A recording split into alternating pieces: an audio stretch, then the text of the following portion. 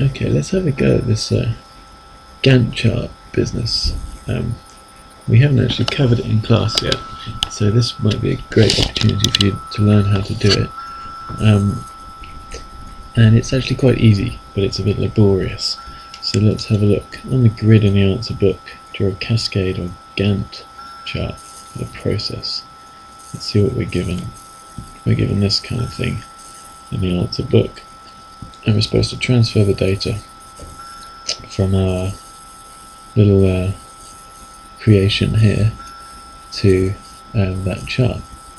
Right, so what we're basically, well, hopefully this will take shape and will make sense as we go along.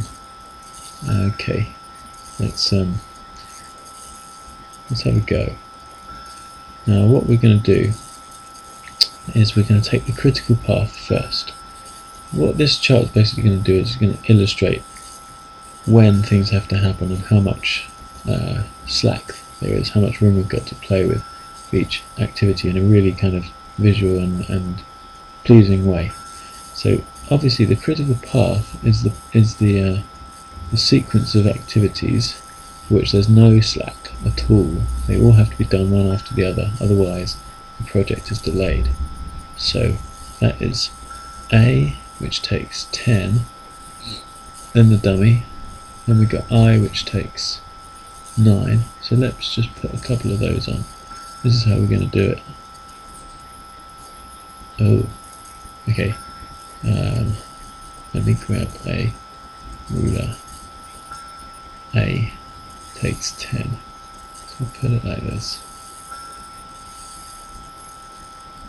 Ooh. Label it A. That's our activity A. And then, what did we say? I takes 9. So that brings us up to 19. That's here. So you will want to draw this with a ruler as well. So that's I.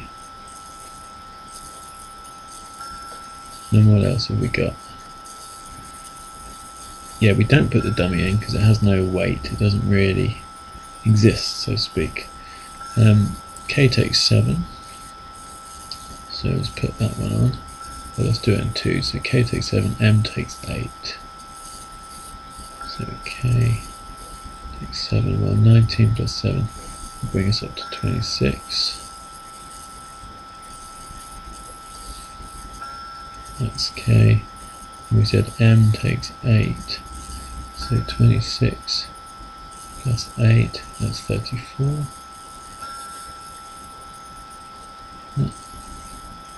That's M. And finally, we said N takes 5 and brings us up to 39 days. So N brings us right up to 39 days. So as you can see, it's a very sort of visual way to interpret the information. So these tasks have got to happen in a row. Now what about the other stuff? Well, let's look.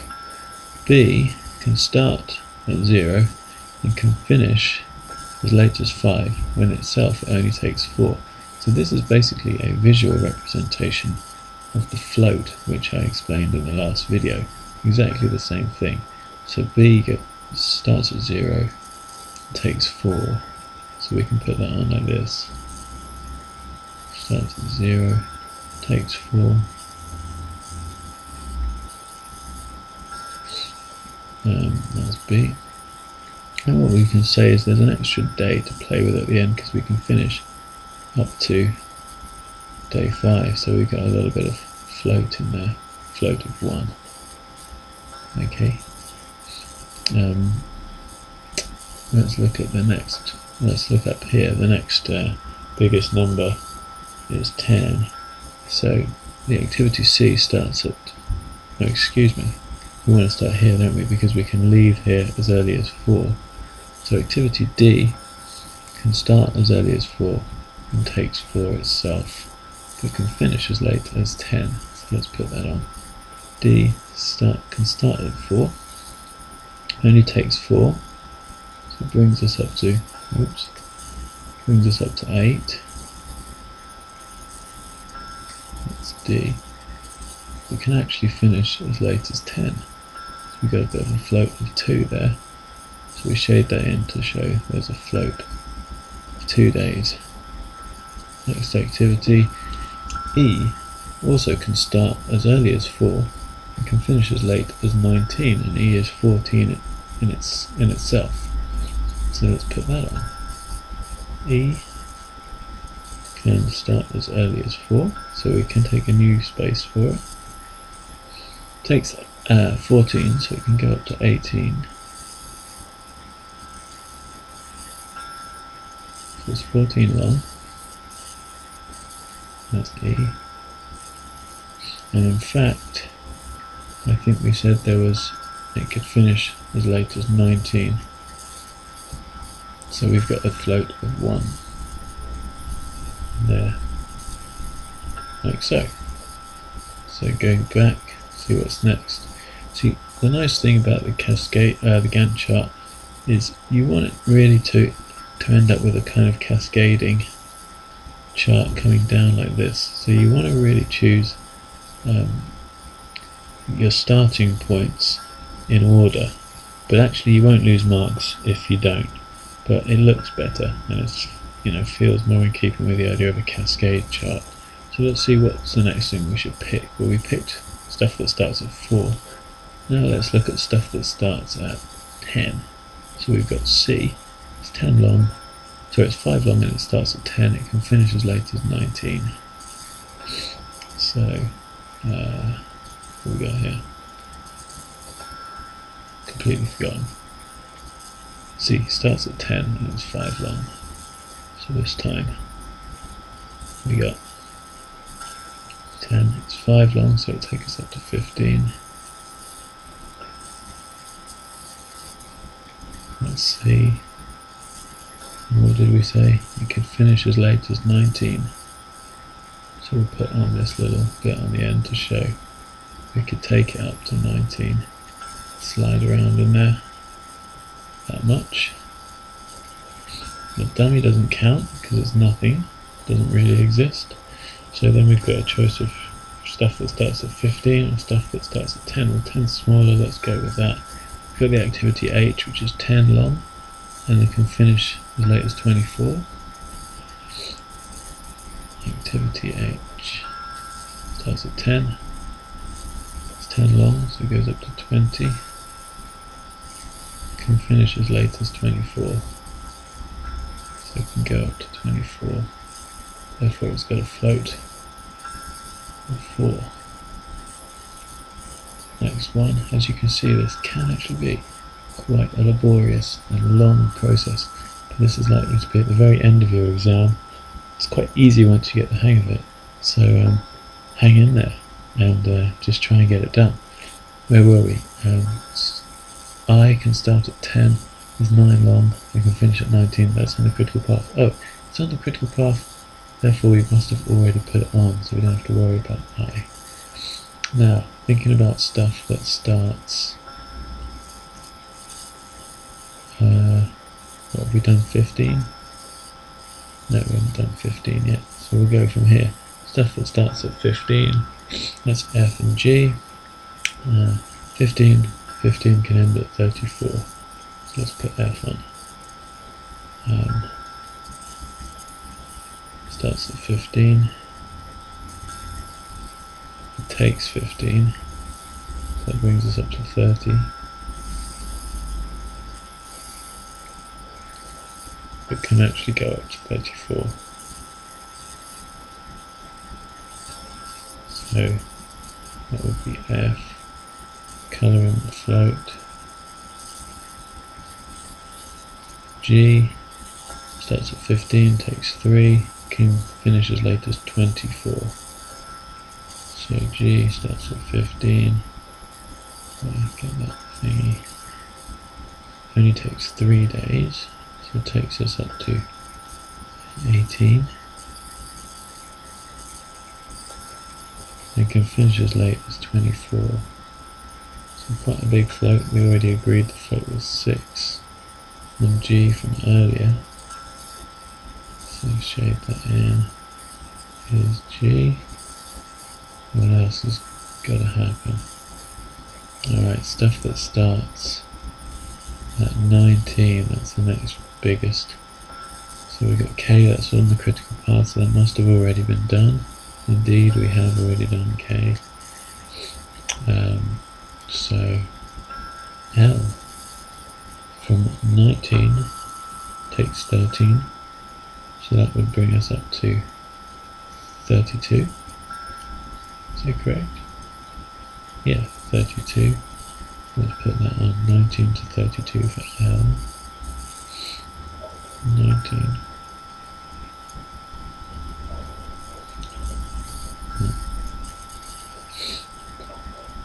to 32 for L. Now I'm concerned that I'm going to run out of space. See how we go. And we can finish as late as 39. So we can put this thing on. Here's our nice big float. I hope there's not much left. So we've done stuff that starts at 19. We haven't put on J, but then the rest we have because they're on the critical path, so it's looking very good. J can start as early as 20 and finish as late as 26, and it only takes 2. So let's put that on. Can start as early as 20 and finish as late as 26, and it only takes 2 in itself to do. So that's J, and there's the float. Okay, so we have a beautiful Gantt chart there. Let's just have a look at the mark scheme, see how they've done it. Right, here's their Gantt chart. You'll notice that what they've done is chosen to do it in alphabetical order rather than time order. So A, B, C, D, E, F, G, H, I, which was up there, J, K, L. Well, that's fine. I prefer to do it in time order because I think it makes it look better. But either way, you still get full marks, so that doesn't actually matter at all. Now let's look at the next part of the question. And this is your sort of tacked on at the end, 2 mark kind of extra bit to sort of see whether you understand what's actually going on and if you can use a bit of kind of reasoning here. So we got given that each task requires just 1 worker. Use your cascade chart to determine the minimum number of workers required to do the process in the minimum time. Okay, let's have a look at our chart. Right, what we've got to think about here is that, well, we can drop lines down and see how many people we're going to need at any given time. So for example, let's pick 6. Just as an example. On day 6, what tasks have got to be happening? Well, let's go for day 5, sorry. Let me just undo that. Maybe it'd be more helpful. Day 5. Okay, we definitely got to have task A happening, so that's one thing's got to be happening. Task D might be happening, so it could be 2. And E could be happening, so it could be 3. But, we could actually push D back to over here. So it's like here. So we don't actually have to do D on day 5. And do we have to actually do E? Well, we could push it back by 1 square. So it lies here. And we'd have to start E on day 5. So really, on day 5, we have to have 2 jobs happening, this one up here, and we'll be starting E, and so certainly halfway through day 5 we're going to have 2 things happening at least, and possibly even 3. Now that's the idea. So what they're asking is, what's the minimum number of workers we need? Now what we have to think about here is, at what point, at what day, does it get really busy? so that we have lots of stuff happening at once. So if we can find out what the largest amount of things we've got to have happening at once are, then we've got to think, then we've got the answer to how many people we need to hire at one time to get stuff done. So it looks a little bit heavy around this area, doesn't it? Stuff starts really happening. So let's just consider this point. What they're looking for you to do is to kind of find a place where it's getting really busy. Let's try day 14 and a half, because I happen to know that that's a good one to go for. So we'll drop a line down here. Now we've got to have I happening, because that's on the critical path. E's got to be happening, we can't move it out of the way. C, has that got to be happening? Okay, well, how far could we move it? 1, 2, 3, 4. So 1, 2, 3, 4. So even if we moved it right to the end, we'd still have to be doing C on day 14. So that's the third thing. We've got 1, 2, 3 jobs that definitely got to be happening. H, clearly H has got to be happening. We can't push it out of the way. Oh, can we? 1, 2, 3, 4. 1, 2, 3, 4. So same thing again. Even if we pushed it right to the edge, we'd still have it going on. So we've got to have 4 things. And anything else got to be happening? No. So there's a minimum of 4 workers are needed on day 14 and a half. Anything, let's try another day, just by way of example. It also looks like it could be getting a bit busy down here at 16 and a half. Let's try dropping a line down here, see what's going on there. We got to have I, so that's 1. Surely we've got to have E going on, so that's 2. C, no, we don't have to have C going on. H, can we move H out of the way? No way, we've got to have H going on, so that's 3. F, can we move that? Yeah, we could move F out of the way, so we don't absolutely have to have F going on. G, certainly we could move out of the way. So on day 16 and a half, we'd need a minimum of 3 workers. But on day 14 and a half, we need a minimum of 4.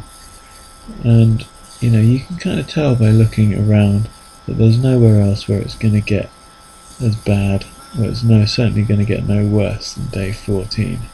So what we're going to say is we're going to need a minimum of 4 workers working at the same time in order to finish the job. To finish the job on time, that is. So I hope you're following what we're doing here. Let's just have a look back at the question.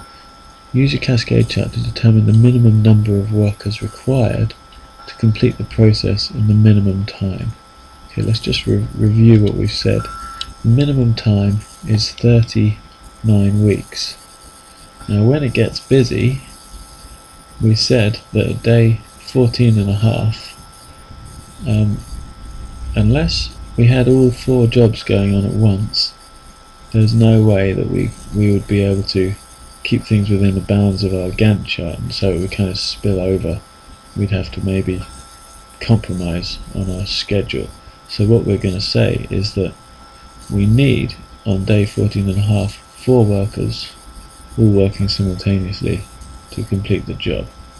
So let's write that in a sort of a sensible, acceptable way. So what we're going to say is, I hope you can see that colour. I don't know if that's any better or not. Let me choose a different colour here. That's a good one. Oh, yeah, interesting. On day 14 and a half, we'll say activities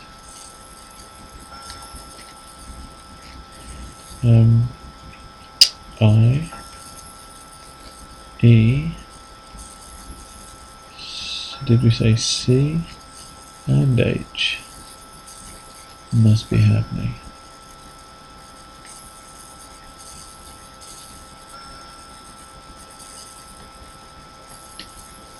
Therefore,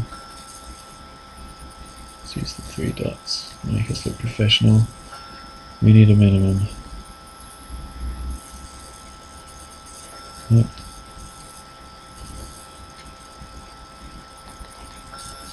of 4 workers. Well, there we go. We've completed the last question on the exam, the critical path analysis question. Now this is certainly the most involved.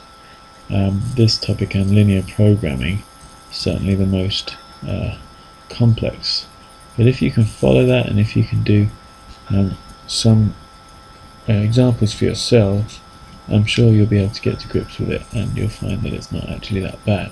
So hope you found that useful.